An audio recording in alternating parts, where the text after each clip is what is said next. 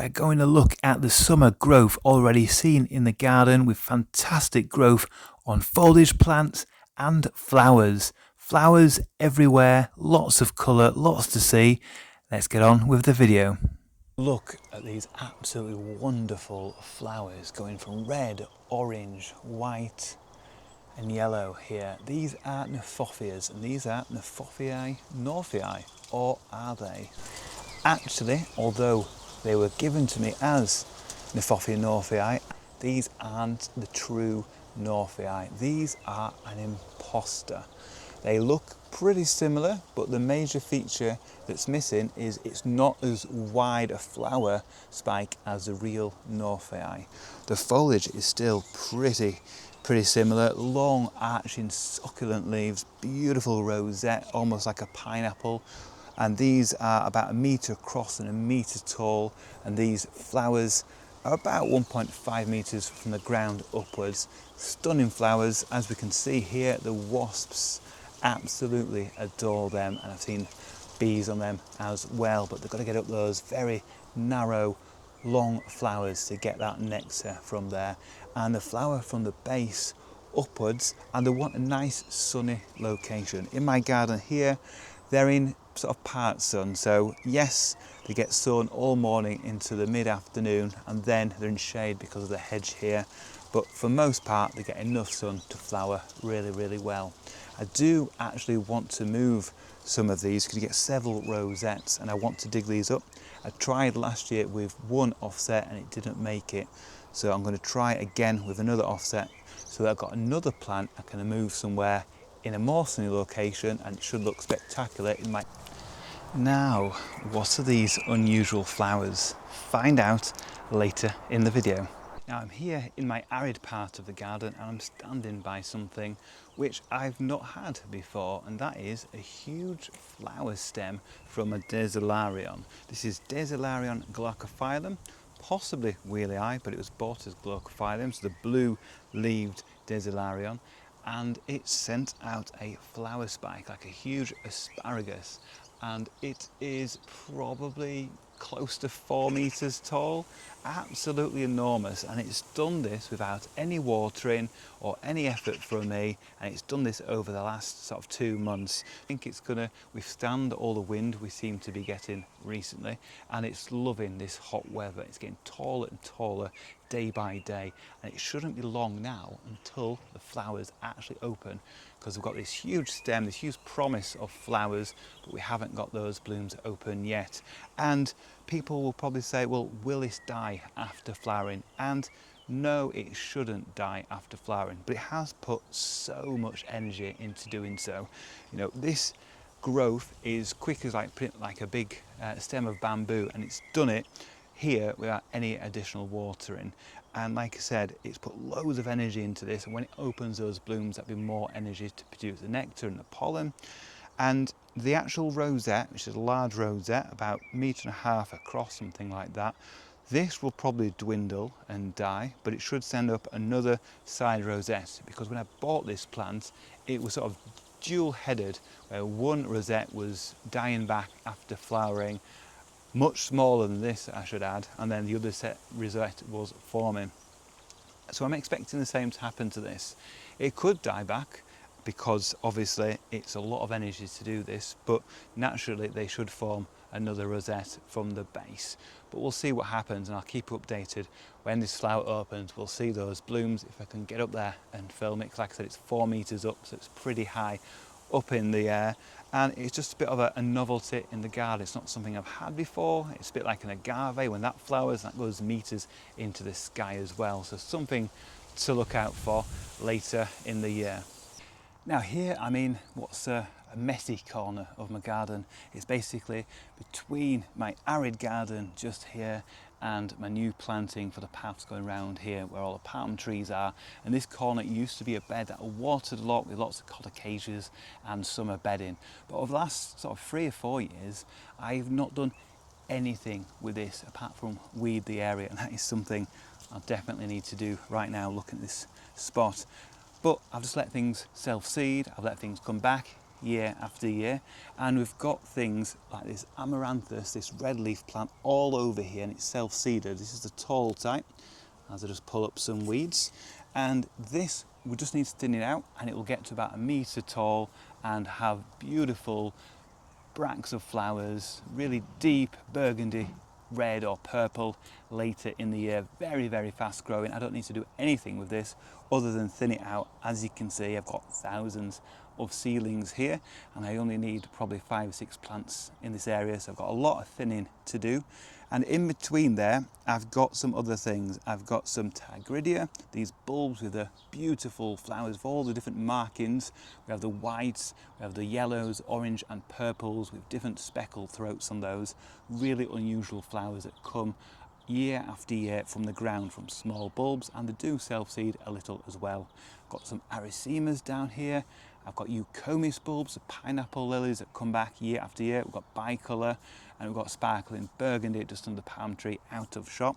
And the other main plant we have here, and this is something that people have been showing lots of pictures on social media saying, why aren't mine doing so well yet, is Colocasia pink china. And there's lots around here. Some are a fair size already. You know, we've got leaves that are about 20 centimetres across, but most are sort of like 5, 10, 15 centimetres, not too big yet. And that is because it's been very dry, and over winter, if you don't protect them at all, some will die off, and you'll get the smaller bulbs around the side growing. So they're smaller to start with, so they take a longer to get going. But it's only mid-June at the moment as I film this. Once we get into July, these will be decent sized plants. Every leaf sizes up really, really quickly. You go from a 4 centimetre leaf to a 10 centimetre leaf to a 20 to a 30, 40, 50, up to 1 metre in ideal conditions. So I'm not worried that some of these aren't too big yet. They will quickly bulk up over the next few weeks. Hopefully we'll get some rain, because like I said, I don't water this part. This is a patch of ginger. This is Forestii, Hedychium forestii, and we're in, like I said, mid-June, and these are about 30, 40 centimetres tall. So they're not huge yet, but over the next few weeks, I am sure they'll reach for the skies, be 1.5 metres within the next 3 or 4 weeks, and they top out at about 1.8 metres tall before the flower in August, September time, with the beautiful whitish, creamish flowers, that beautiful but very delicate scent as well. But at this time of year, you get all this fresh growth, and it's only just started over the last few weeks. You see nothing at all in March, April and May. They start coming up in June and then get rapid growth straight up really, really quickly. So if you've got some gingers not doing much yet, don't worry, the growth does come. It just really doesn't start until we've had constant warmth for several weeks. So that's why, even though we get warm weather in spring, the nights are still relatively cold. It's not until summer that gingers, especially if they're not in full sun, don't get going. If they're in full sun, they start earlier. If they're in part shade, they take longer to get going. And these will put on a fantastic display and spread in all directions.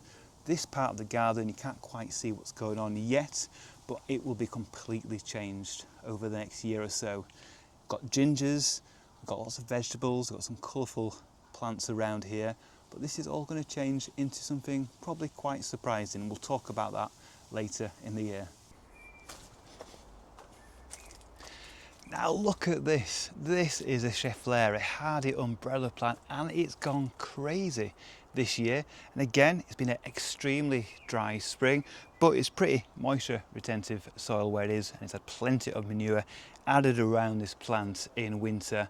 So it's got that moisture locked in from the winter period, hopefully, and it's gone absolutely crazy. Like I said, it's multi-stemmed, multi-branched now. It's put on about 50 centimetres of growth easily over the last few months, and it's topping out at what, 2.5 metres, and it's got about 4 massive main stems branching out at the top as well. This is my favourite Schefflera in the garden. I've got several in the garden, but this is the most substantial, the most robust, hasn't been damaged by any winters we've had, because remember we had -7 again, or -6 point something last winter, so it was a pretty cold winter back in November and January where we had those cold spells up here, and it's just laughed off those cold temperatures and it's going from strength to strength. It could even be one of my favourite plants in the garden because of its tropical look. It's evergreen, it's hardy. What more can you ask for in a plant? Now, I'm standing in my arid part of the garden and we've got two very slender but very tall flowers here. Not opening yet, got the buds at the top, very unusual shape, bulbous at the base and then going thinner at the top. And these are standing at 2 meters tall, so extremely tall flowers. So what do you think these are? They're not quite open yet, as we can't see what the flowers look like, and hopefully in the next video we'll see these open.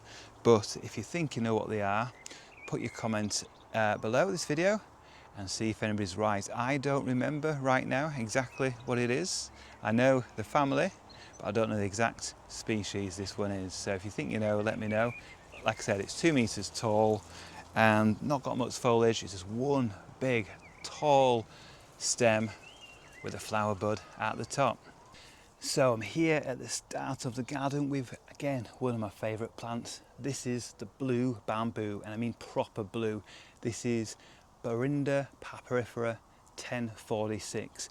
Huge, tall plant actually, 5-6 meters tall at maturity, and we've got these beautiful blue culms or canes that stay really blue for about 18 months before they go to wash out to sort of a more olive straw brown and then pale white after several years when they need to be removed. But it's that time of year where it's putting on new growth, and like I said, as I keep saying in this video is all about growth and flowers, but we've had that dry spring, so I was worried this plant wouldn't put out too many new culms, but I've been proved wrong, because all around the edge we've got this new shooting pattern, new growth one just in front of me that's about 12 inches tall, something like that. Others similar sort of size and width, and by early August they'll be at full height, if not before. And unlike lots of bamboos that are hollow stemmed, these are full solid stems, so they are very robust, fantastic once they've aged a bit to use as garden supports in the garden as well, but not as easy to cut back because they're solid rather than hollow. But these beautiful blue canes will surround this plant, and this is one I'm actually going to dig up at some point. I'm going to divide it. I've been saying that for 2 or 3 years. I got one division last year, but it's such a tough plant. Now bamboos are really tough to dig up, and I've done this earlier in the year, and I'll send the link down below to when I was dividing my other Phyllostaceous bamboo at the end of the garden, clearing that part of the garden. But for here I do need to clear this because we are changing this part of the garden, as I keep saying. I keep putting it off because it is so tough. This is the toughest bamboo I've tried to divide because of those really thick solid canes. It's not easy to get in there. But it's not a runner, this one. It just gently goes slightly wider every year, putting some canes in the middle, but mainly just around the edge by a few centimetres each year. So it steadily gets bigger. And this is an offset from the main plant, which is about 2 meters away out of shot, which again, that needs thinning out. And I'll do that this year as well to let more light into the base of the plant. I can give it a good feed as well because it really needs it. And that is in a more dry spot, in more shade. This is in full sun, got that manure, like I said, around the base, so it's really helped lock in that moisture over winter and early spring, and that's why it's been able to put out new growth. But I have been watering this part of the garden because we've got pumpkins, we've got cannas, we've got courgettes around here as well that need all that water. So for the last few weeks it has been getting a decent water. So that's my blue bamboo, really excited about that. Oh, and there's one thing I should mention. In the middle, I've not seen it before, but it's obviously been here at least a year or two. We've got a very unusual cane. It's actually grown as one single culm, and then it's divided into 2 and split. So I've never seen that before in a bamboo. It's gone from one cane into 2, and both have actually got growth at the top. A really weird quirk of genetics there, or something's gone bit wrong there as it's grown up, but it's funny to see. It'd be interesting to see if any other canes do that as well. And if you've had a bamboo that's done similar, let me know in the comments below.